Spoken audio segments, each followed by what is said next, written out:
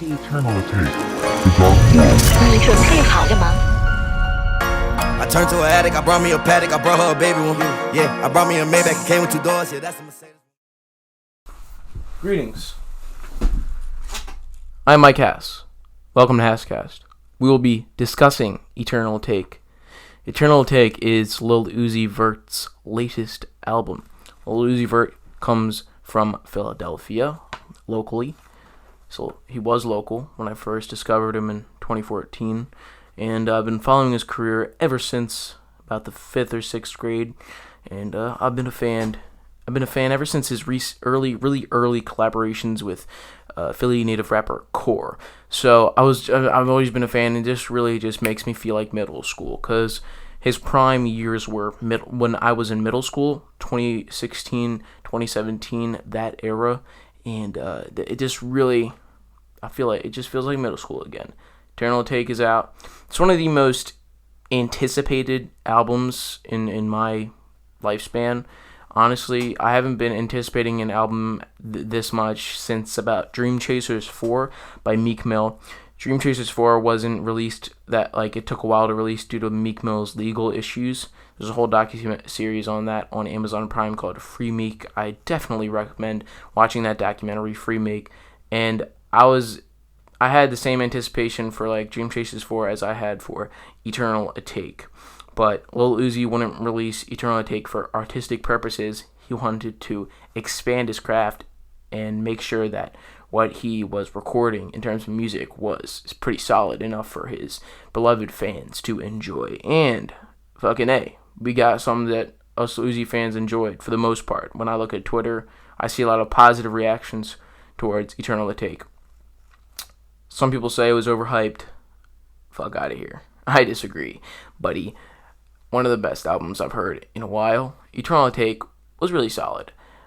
Although Lil Uzi Vert: The World remains his best project, being his, I'd say, it was his 4th mixtape, I believe so.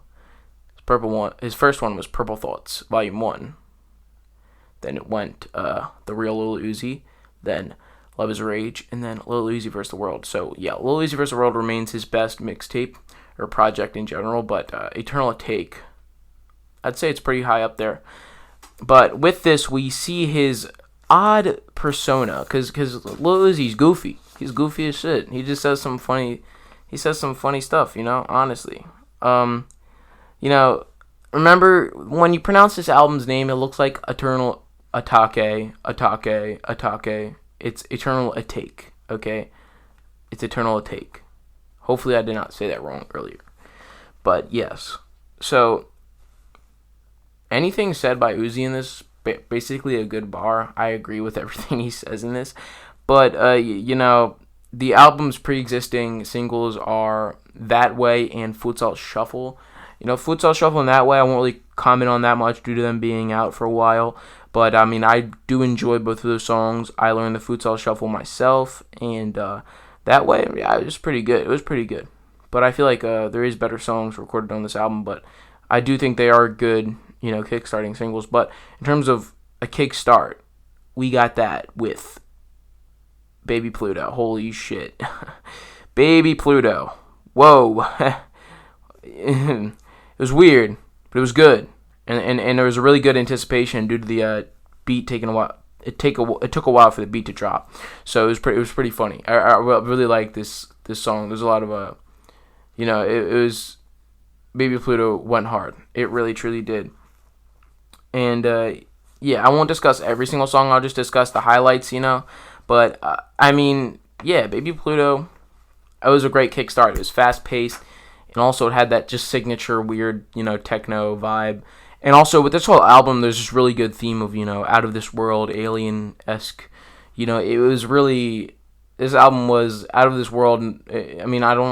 That's not, no pun intended, literally, there's weird alien skits and stuff, and the album cover is literally, Heaven's Gate members looking at UFOs and shit. And, I feel like if Uzi was born at the time Heaven's Gate, the cult, was at its prime, he would be dead. He would have killed himself along with all of the other Heaven's Gate members.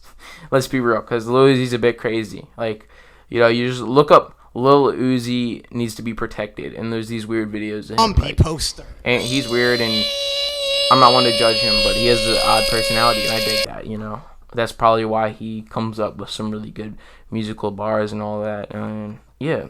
So with the second song on the album after Baby Pluto, we get the song Lo Mein, which is Lil Uzi raps about an Asian noodle. I mean, outstanding, bro. Like, who doesn't like Asian food? I mean, automatic respect for that song. And also, that song just goes hard. You know, he has a flow. He has a really good flow, and he rides the beat, you know. He's really good at riding the beat, Lil Uzi. And, yeah, so another hard-hitting banger was Homecoming. It had some, you know, cool sound effects. This one had a lot of weird sound effects. I feel like the beat was pretty good. It was really bass boosted, but there wasn't a lot of, like, you know, good melody. I feel like it was really just hard-hitting, Homecoming. But, you know, I'm Sorry was a really good track. It was one of the most personal songs there was. Two really good personal three. Yeah, there's three good personal songs, but most of them are all personal in a Lil Uzi fashion. But I'm Sorry was pretty tough. You fuck out of here. My light went off. I'm gonna sad hours. I'm not cutting, bro. Okay, so yeah. Chrome Hard Tags was this oddly mixed, like, song, and it was done by Chief Keef, actually. Chrome Hard Tags was really solid, and Chief Keef produced Chrome Hard Tags. Outstanding, really atmospheric, got these weird nature sounds and sound effects, and the atmosphere just makes the song stand out, and Uzi's ability to match the, you know, prestigious beat really just works. And yeah, beats on this album are always outstanding.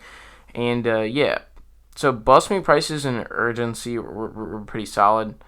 And but the best tracks were towards the end, and they were P2 and Venetia. Venetia was outstanding. It harkens back to that, like, feel good Uzi, you know, like, because Uzi he's good at making those sad, depressed songs, you know, but he does make those really upbeat, feel good, like, banger songs that are just badass in terms of, you know, the lyrics he provides for us. And you know, there's some weird funny lyrics on Venetia, and okay, I'll give you one. She will suck on this dick as soon as she is able to vote. Oh, that's up. Oh my god, you know. Yeah, that is proof Uzi is not a pedophile. He does not want to be like that, and that is inspiration for people to not be pedophiles. Great bar. Uzi is outstanding. Yeah. Woo! Woo. Okay, one of his personal songs on this, shit, y'all saw my paper. I was trying to hide that. I had to write notes for this podcast. But the most personal song on this is P2, which samples and has the same flow as Lil Uzi's most famous song, EXO Tour Life. So, yeah, it's a melancholy, but it's fast-paced, you know.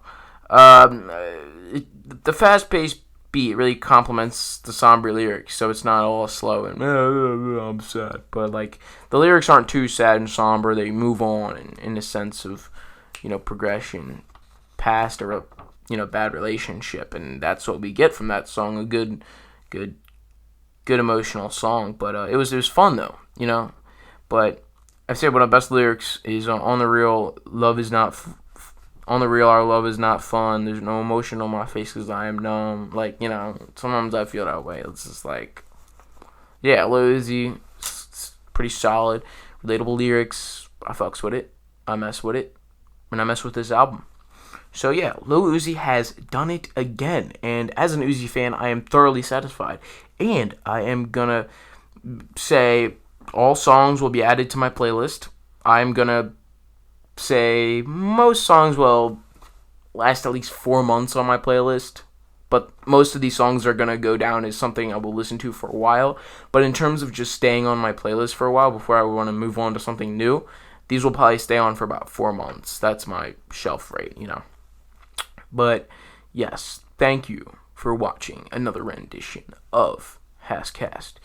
You know, subscribe for future videos, Hasscasts, podcasts, short films. I'm getting one done, guys. I know I've been saying this for a while, but I'm gonna make a short film and stuff, you know.